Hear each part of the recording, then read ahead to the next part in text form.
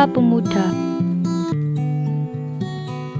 Lahirnya Sumpah Pemuda bermula dari Kongres Pemuda II yang digagas oleh Persatuan Pelajar-Pelajar Indonesia atau PPPI dan dihadiri oleh organisasi pemuda, di antaranya Jong Java, Jong Sumatra Nenbon, Jong Batak Bon, Pemuda Indonesia, Jong Islami Tenbon, Jong Celebes, Sekar Rukun, Jong Ambon, dan Pemuda Kaum Betawi. Kongres ini dilaksanakan di 3 gedung serta di 3 rapat yang berbeda untuk menghasilkan Sumpah Pemuda.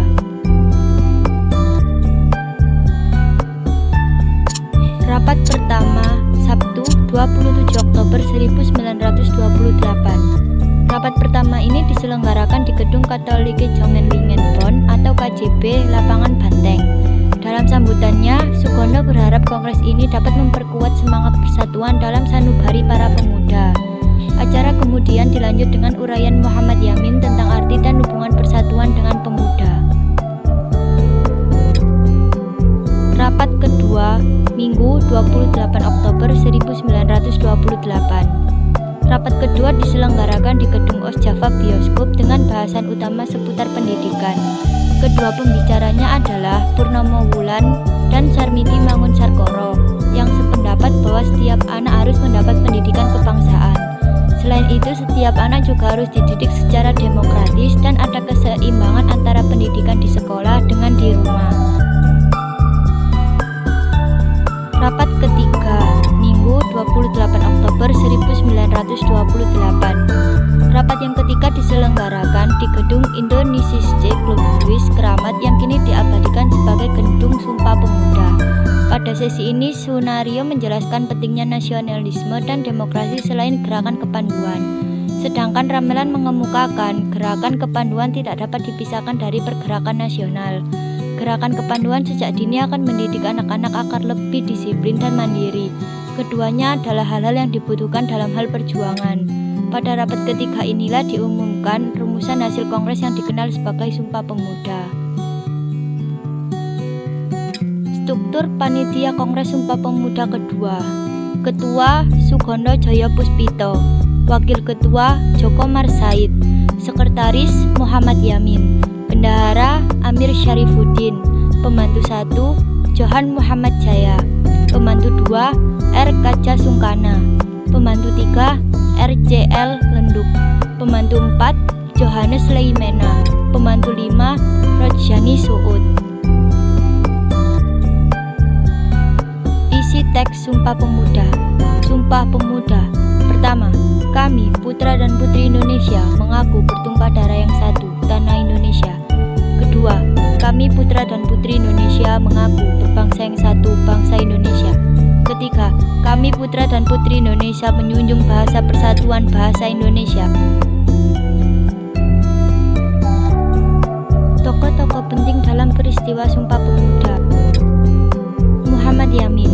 Muhammad Yamin lahir pada tahun 1903 di Minangkabau yang terkenal sebagai penyair puisi gaya modern di Indonesia. Ia tergabung dalam organisasi Jong Sumatra Nenbon dan menyusun ikrar Sumpah Pemuda yang dibacakan pada Kongres Pemuda II.